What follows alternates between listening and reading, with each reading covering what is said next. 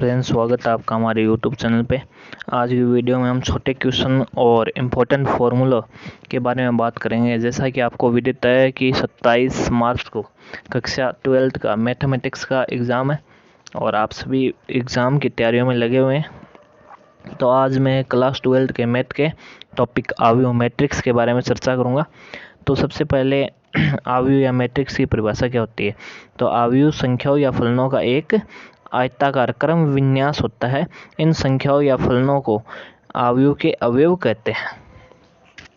और आव्यूह का व्यापक रूप क्या होता है, जैसे ABCDEFGHI। तो इसमें क्या होगा, R1 R2 R3 ये तो रो हो जाएंगे पंक्तियाँ, और C1 C2 C3 ये हो जाएंगे कॉलम। और पंक्ति और स्तंभ 3/3, मतलब पंक्ति और स्तंभ की संख्या बराबर भी हो सकती है और अलग अलग भी हो सकती है। ये AIJ M×N 1 से बड़ा I का मान और M से छोटा है, और इसी तरह 1 से बड़ा है J का मान और N से छोटा है। M पंक्ति व N स्तंभ वाले आव्यूह की कोटि का क्वेश्चन पेपर में आता है। M×N होती है। M पंक्ति और N स्तंभ वाले आव्यूह की कोटि M×N होती है, और M पंक्ति और N स्तंभ वाले आव्यूह में आव्यूह की संख्या क्या होती है, M1 होती है। तो कोटि पूछे तो M×N, मतलब कोटि पूछे तो M×N होगी, और आव्यूह की संख्या होगी वो क्या होगी, M1। अवयव के प्रकार, स्तंभ आव्यूह। स्तंभ आव्यूह क्या होता है, ऐसा आव्यूह जिसमें स्तंभों की संख्या एक होती है। मतलब पंक्ति कितनी भी हो सकती है, स्तंभ क्या होगा, एक, कॉलम एक ही होगा, पंक्ति कितनी भी हो सकती है। पंक्ति आव्यूह वह आव्यूह होता है जिसमें पंक्ति की संख्या एक होती है। अब इसमें कॉलम कितने भी हो सकते हैं, पंक्ति की संख्या एक होगी। वर्ग आव्यूह एक ऐसा आव्यूह होता है जिसमें पंक्तियों एवं स्तंभों की संख्या समान होती है। जैसे M पंक्ति और N स्तंभ, M और N के मान समान होते हैं। विकर्ण आव्यूह, एक वर्ग आव्यूह विकर्ण आव्यूह होता है। तो कब होता है, जब उसके विकर्ण के अवयव छोड़कर शेष सभी अवयव क्या होते हैं, शून्य होते हैं। अदिश आव्यूह, विकर्ण आव्यूह अदिश आव्यूह होता है यदि उसके विकर्ण के अवयव समान होते हैं। विकर्ण आव्यूह अदिश आव्यूह कब होगा, जब उसके विकर्ण के अवयव समान होंगे। इकाई आव्यूह या तत्समक आव्यूह, इकाई आव्यूह क्या होगा, वर्ग आव्यूह तत्समक आव्यूह होता है यदि उसके विकर्ण के प्रत्येक अवयव एक हो। वर्ग आव्यूह तत्समक आव्यूह होता है यदि उसके विकर्ण के प्रत्येक अवयव क्या होता है, एक। तो यूनिट मैट्रिक्स या इकाई मैट्रिक्स होती है। शून्य आव्यूह, एक ऐसी आव्यूह जिसके सभी अवयव शून्य हो, शून्य आव्यूह कहलाती है। आव्यूह की समानता, दो आव्यूह AIJ और BIJ समान होंगे, दोनों की कोटियाँ समान हो। कोटि क्या होती है, M×N, दोनों के संगत अवयव समान होते हैं, MN।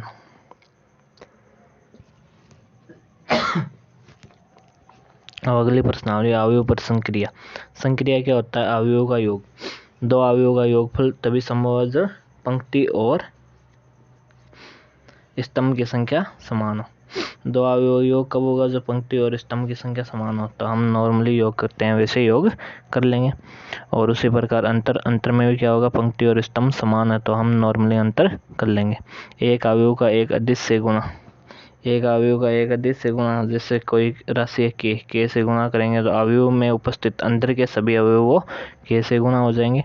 आव्यूह का गुणन, सब वेरी इंपॉर्टेंट। आव्यूह का गुणन पेपर में पक्का आएगा। दो आव्यूह का गुणनफल करते समय यह आवश्यक है कि पहले आव्यूह में स्तंभों की संख्या दूसरे आव्यूह में पंक्तियों की संख्या बराबर होना चाहिए। पहले आव्यूह में स्तंभों की संख्या दूसरे आव्यूह में पंक्तियों की संख्या बराबर होना चाहिए। जैसे पहले आव्यूह में आप स्तंभ देख रहे हो कितने, 2, और दूसरे में पंक्ति की संख्या 2 है, तो इनका गुणन संभव हो जाएगा। इसके बाद आव्यूह का परिवर्त, ए का ट्रांसपोज में क्या करेंगे, पंक्ति उनको स्तंभ बना देंगे और स्तंभ को पंक्ति बना देंगे। किसी अवयव का परिवर्त आव्यूह एक ऐसा आव्यूह होता है जिसमें पंक्ति के अवयव को स्तंभ के अवयव में तथा स्तंभ के अवयव को पंक्ति के अवयव में बदल देते हैं। परिवर्त आव्यूह ए ट्रांसपोज, इसका ट्रांसपोज करते हैं। अब परिवर्त आव्यूह गुणधर्म होते हैं, जैसे ए का ट्रांसपोज करें और फिर ट्रांसपोज करें, मतलब ट्रांसपोज का ट्रांसपोज क्या हो जाएगा, वापस ए ही मिलेगा। और A+B का योग करें और फिर ट्रांसपोज करें, या A का ट्रांसपोज और B का ट्रांसपोज करें और फिर योग करें, दोनों बराबर होगा। ए बी, मतलब एक मैट्रिक्स को बी मैट्रिक्स से गुना करें फिर ट्रांसपोज करें, या बी मैट्रिक्स को ए मैट्रिक्स के ट्रांसपोज को आपस में गुना करें, बात बराबर है। और किसी अदिश राशि के से गुना करें और फिर ए का ट्रांसपोज करें, या ए का ट्रांसपोज कर ले फिर के से गुना करें, वो भी समान आएगा। सममित तथा विषम सममित अवयव पेपर में पूछा जाता है कि दी गई मैट्रिक्स को सममित तथा विषम सममित अवयव के योग के रूप में लिखा जा सकता है। ये क्वेश्चन आता है। कोई अवयव सममित अवयव कहलाती है यदि उसका परिबद्ध मूल अवयव के बराबर होता है। ए बराबर ए का ट्रांसपोज सममित अवयव कब होगा, जब ए कोई मैट्रिक्स है वो ए ट्रांसपोज के बराबर हो तो सममित अवयव कहलाती है। और विषम सममित अवयव क्या होती है, ए का ट्रांसपोज होगा वो माइनस ए के बराबर हो। फिर प्रमेय अपनी किसी वर्ग अवयव, इसी पे क्वेश्चन बनता है इस प्रमेय, किसी वर्ग अवयव को एक सममित तथा विषम सममित अवयव के योगफल के रूप में व्यक्त किया जा सकता है। ए बराबर 1/2 ए प्लस ए डैश प्लस 1/2 A minus A dash. Thank you so much. अगर आपको वीडियो अच्छा लगे तो प्लीज़ बताना, चैनल पे नए हो चैनल को सब्सक्राइब करना। धन्यवाद। अगली वीडियो कल लाएंगे।